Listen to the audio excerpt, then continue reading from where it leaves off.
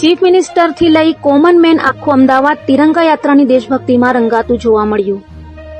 જમ્મુ કાશ્મીરના પહેલગામ ખાતે પ્રવાસીઓ પર થયેલા આતંકી હુમલાની ઘટના બાદ ભારતીય સેનાએ ઓપરેશન સિંદૂર દ્વારામાં ભારતની તથા આપણા તિરંગાને અપાવેલા ગૌરવને વધારવા દેશભરમાં 13 થી 23 મે સુધી રાષ્ટ્રવ્યાપી તિરંગા યાત્રા યોજાઈ રહી છે. મુખ્યમંત્રી ભૂપેન્દ્ર પટેલે ભારતીય સેનાના પરાક્રમને બિરદાવવા અમદાવાદ મહાનગરપાલિકા અને વિવિધ સંગઠનો દ્વારા આયોજિત ભવ્ય તિરંગા યાત્રાને વાડજ વિસ્તારમાં આવેલા વ્યાસવાડી ભગવાન પરશુરામ પ્રતિમા પાસેથી ફ્લેગ ઓફ કરાવી હતી.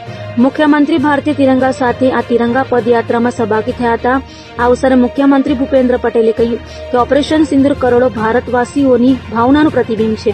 ઓપરેશન સિંદૂર દ્વારા ભારતીય સેનાએ આતંકવાદને જડબાતોડ જવાબ આપ્યો છે. આતંકવાદ સામે ભારતની લડાઈની એક જ્વલંત સફળતા છે.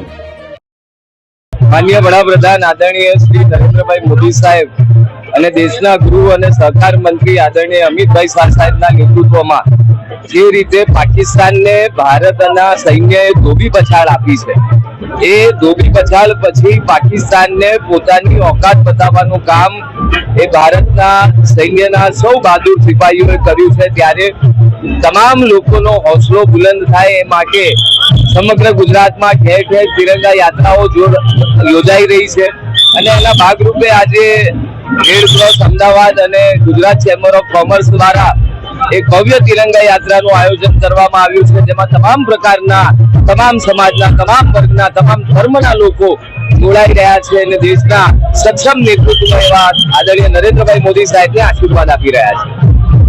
ઓપરેશન કરી આપણા જવાનોએ છે પાકિસ્તાનને જડબાતોડ જે જવાબ આપ્યો છે, આપણા દરેક સૈનિકોનો હોસલો ભરે અને આપણા લોકોની ફરજ બને છે કે આપણે એમની સાથે તન મન ધનથી સહયોગ આપીએ. દરેક નાગરિકની આપણી રાજ્યની ફરજ છે. આજ મુખ્યમંત્રી ગુજરાત રાજ્યના દ્વારા જ્યારે તિરંગા આયોજન કર્યું છે, એમાં ભક્તોને આપ જોઈ રહ્યા છો, આટલી મોટી વિશાળ સંખ્યામાં સૌ નાગરિકો જોડાયા છે અને જોડાવું જોઈએ, આપણી ફરજ છે.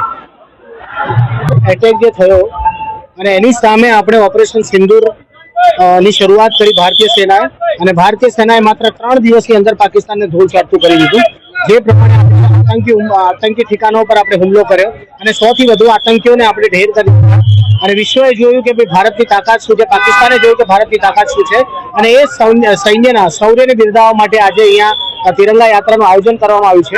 અને અમે સૌ મિત્રો, સૌ કલાકારો પણ અહીંયા તિરંગા યાત્રામાં જોડાયા છીએ. ભારતીય તરીકે આપણને આપણી સેના પર ગૌરવ છે, એટલા માટે આપણે અહીંયા ભેગા થયા છીએ. આપણે તિરંગા પર માન છે આપણને, એટલે આપણે સૌ અહીંયા ભેગા થયા છીએ. ભારતીય તરીકે, એક દેશવાસી તરીકે આપણા સૈન્ય બળને વધારવા માટે, આપણા ભારતની શક્તિને દેખાડવા માટે, આપણા ભારતની તાકાત વધારવા માટે સૌ મિત્રો અહીંયા ભેગા થઈને આજે તિરંગા યાત્રામાં જોડાઈ અને સૈન્યનું મનોબળ વધારી રહ્યા છે. અને હું તો એના માટે કહ્યું કે પહેલો ગાંવ મેં અટેક कर तुमने किया नहीं ठीक, देश गा रहा है मेरा बस यही गीत, ठोको घर में जाके ठोको, उनके सर पे जाके ठोको. એટલે વાત આજ છે કે ભાઈ આપણે હવે આ વખતે બેસી નથી રહેવાના. આજે આપણે સામે એટલો જોરદાર વાત કરવાના છે કે આતંકવાદીઓને ખબર પડે કે ભારતની અંદર ફરીથી આ વસ્તુ ન થાય.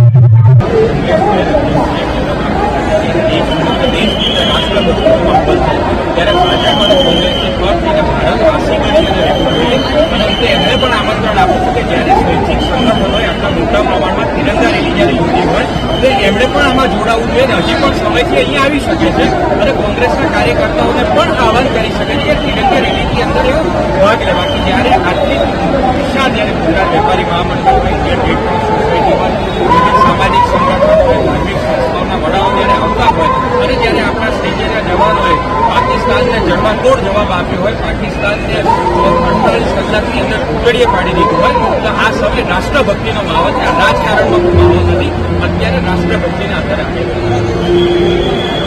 Thank you.